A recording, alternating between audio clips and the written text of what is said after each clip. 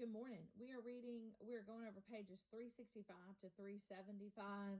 This is the Cire de Maltois door. And it's written by Robert Louis Stevenson.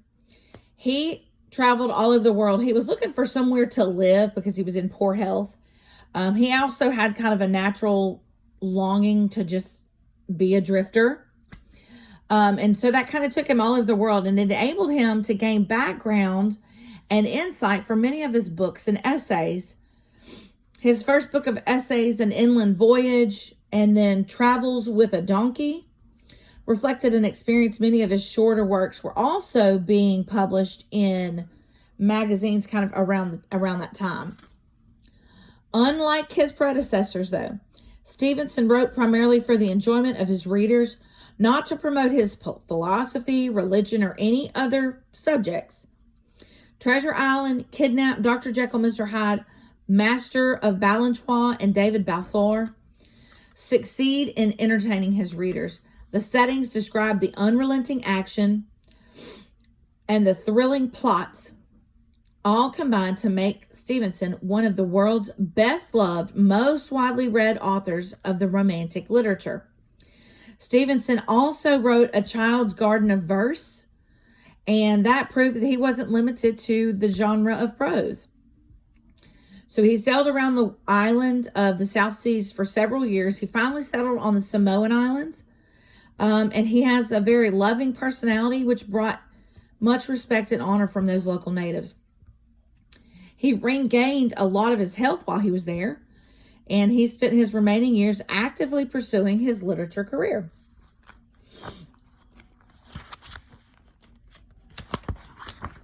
Now, let's see. That's the picture that I gave y'all. Okay. So here's a summary. I'm just going to give y'all the summary. How about that? While lost in the dark streets of the French town he was visiting on safe conduct, Denis de Boulou, that's Boulou,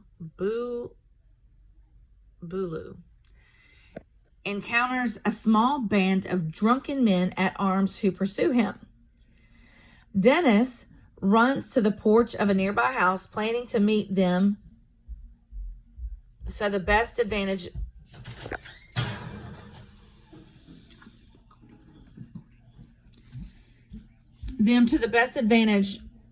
However, when he leans against the door, it opens mysteriously, and as he steps inside, the door closes suddenly, and Denis discovers that he is trapped.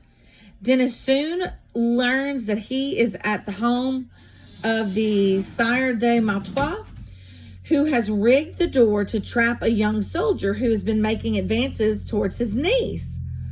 So Maltois mistakes Denis for that young man, and he refuses to believe Denis is not him. So he tells Denis that he must marry the niece or be hanged, giving the young man 2 hours in which to make his decision. When Denis hears the niece's story, he realizes that she has done nothing dishonorable, and he nobly refuses to marry her. However, as the 2 hours pass, the two young people talk. They realize that they truly love each other and decide to marry after all.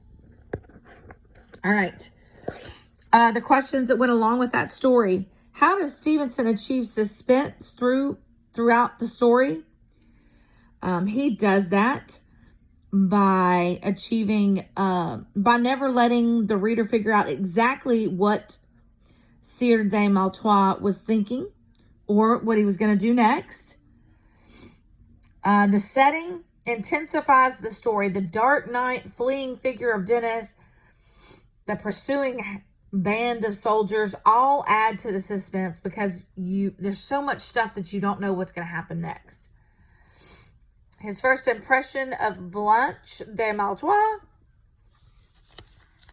is she's a young, richly attired. Well, let's see. What does that say? She is a young girl, richly attired as a bride. Her first impression of him was that she notices his feet, elegantly arrayed with yellow boots. Dennis notices her brown skin, beautiful hair, soft arms, blue eyes. And Blanche notices is very brave and generous and gallant. And they each declare that they love each other and so that they're going to get married.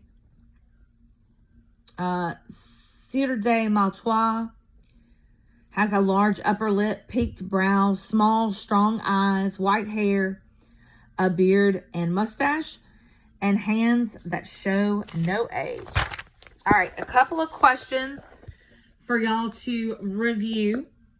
And let me get to them. Let's see. There's not really any important quotes from this story to remember. What city provides the setting for the story? And that is Paris. For whom is the Cire de Maltois waiting when Dennis stumbles into the trapdoor? He's actually waiting for one of those young soldiers who's actually been chasing, and he's been secretly writing to and meeting with his niece. And then the conclusion that what conclusion have Dennis and Blanche come to by morning?